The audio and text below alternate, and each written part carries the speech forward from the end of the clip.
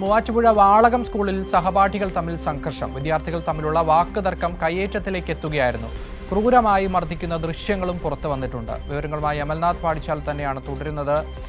അമൽ, അതിക്രൂരമായിട്ടുള്ള മർദ്ദനത്തിന്റെ ദൃശ്യങ്ങളാണ് പുറത്തേക്ക് വന്നിട്ടുള്ളത്. എന്താണ് വിശദാംശങ്ങൾ?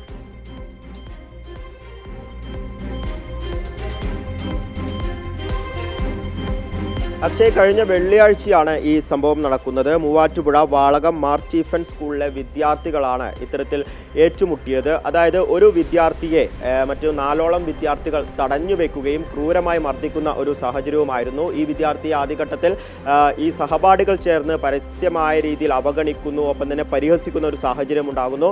പിന്നീട് ഈ ഒരു വാക്കുതർക്കത്തിലേക്കടക്കം പോവുകയും പിന്നീട് ഈ 4 വിദ്യാർത്ഥികൾ ക്രൂരമായി ആക്രമിക്കുകയായിരുന്നു. മുഖത്തടിക്കുന്ന ദൃശ്യങ്ങളടക്കം നമുക്ക് കാണാൻ വേണ്ടി സാധിക്കുന്നുണ്ട്. 4 പേർക്കെതിരെയാണ് നിലവിൽ ഇപ്പോൾ മൂവാറ്റുപുഴ പോലീസ് കേസ് രജിസ്റ്റർ ചെയ്ത് ഇന്ന് രാവിലോടുകൂടിയാണ് FIR എടുത്തിരിക്കുന്നത്.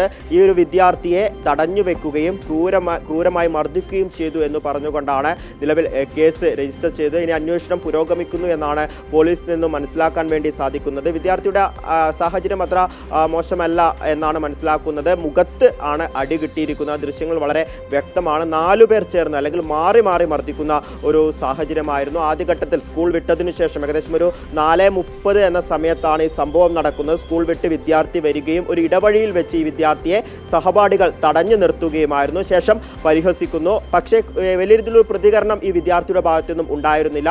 പിന്നീട് കുറച്ച് സമയത്തിനു ശേഷം അതിലൊരു വിദ്യാർത്ഥി മുഖത്തടിക്കുന്നു. പിന്നീട് മറ്റ് സഹപാഠികൾ മാറി മാറി ഈ വിദ്യാർത്ഥിയെ ആക്രമിക്കുന്ന കാഴ്ചയായിരുന്നു ഉണ്ടായിരുന്നത്. എന്തായാലും ഈ സംഭവവുമായി ബന്ധപ്പെട്ട് മൂവാറ്റുപുഴ പോലീസാണ് FIR രേഖപ്പെടുത്തിയിരിക്കുന്നത്. 4 പേർക്കെതിരെയാണ് കേസെടുത്തിരിക്കുന്നത്. ശരി, വിദ്യാർത്ഥികൾ തമ്മിലുണ്ടായ ചെറിയൊരു വാക്കുതർക്കമാണ് ഇത്തരത്തിൽ വലിയൊരു ക്രൂരമായിട്ടുള്ള മർദ്ദനത്തിലേക്കൊക്കെ പോവുകയുണ്ടായത്. എന്തായാലും ഇതുമായി ബന്ധപ്പെട്ട് പോലീസ് കേസ് രജിസ്റ്റർ ചെയ്തിട്ടുണ്ട് എന്ന വിവരങ്ങളാണ് അമൽനാഥ് പങ്കുവച്ചത്.